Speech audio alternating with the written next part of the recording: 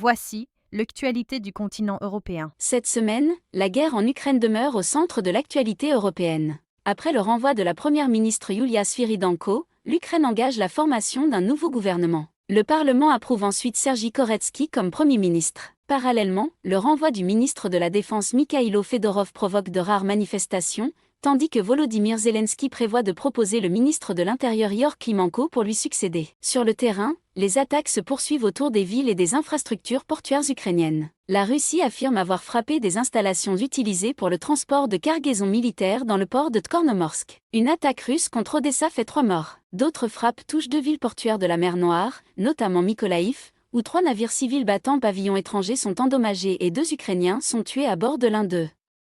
Le bilan total communiqué pour ces attaques contre les 2 ports s'élève à 3 morts. Le gouvernement ukrainien annonce qu'il renforcera la protection de ces ports afin de maintenir ses exportations. Les attaques contre les infrastructures de la mer Noire accentuent en effet la pression sur les principales routes commerciales ukrainiennes. Des attaques russes et ukrainiennes font également au moins 13 morts, selon les autorités des 2 camps. La Russie déclare par ailleurs que toute force multinationale éventuellement déployée en Ukraine après un accord de paix serait considérée comme une menace et comme une cible militaire légitime. Les autorités russes affirment également qu'un drone ukrainien a tué l'ingénieur en chef de la centrale nucléaire de Zaporijia. Ces 2 affirmations restent attribuées aux autorités russes. Sur le plan diplomatique et sécuritaire, la France prévoit de convoquer l'ambassadeur de Russie à propos d'une campagne de cyberattaque attribuée par les autorités françaises à des acteurs russes. De son côté, le président letton Edgar Rinkeby affirme que plusieurs États membres de l'OTAN disposent d'informations concernant des tentatives russes de sabotage. La Serbie annonce une nouvelle aide humanitaire à l'Ukraine, sans signer une déclaration régionale demandant une pression accrue contre Moscou. Environ 500 militaires appartenant à la coalition de pays soutenant l'Ukraine participent au défilé du 14 juillet à Paris,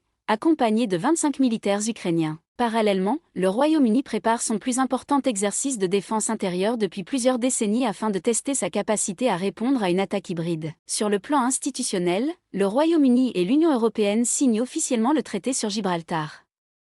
Le texte vise à faciliter les passages entre Gibraltar et l'Espagne et à mettre fin à plusieurs années d'incertitude après le Brexit. L'Union européenne adopte également de nouvelles sanctions interdisant l'achat, l'importation et le transfert d'or provenant du Soudan, ainsi que l'exportation de mercure et de cyanure vers ce pays. Elle lance avec ses partenaires un dispositif d'1 milliard de dollars destiné au redressement de Gaza. Les ministres européens restent toutefois divisés sur une éventuelle interdiction du commerce avec les colonies israéliennes en Cisjordanie occupée, et aucune mesure commune n'est adoptée. En Méditerranée, 50 migrants sont portés disparus après le chavirement d'une embarcation.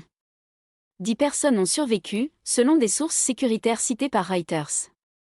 À ce stade, les personnes disparues ne sont pas officiellement déclarées mortes. Enfin, Intel annonce un investissement de 5,7 milliards de dollars, soit environ 5 milliards d'euros, dans son site de Leixlip, en Irlande.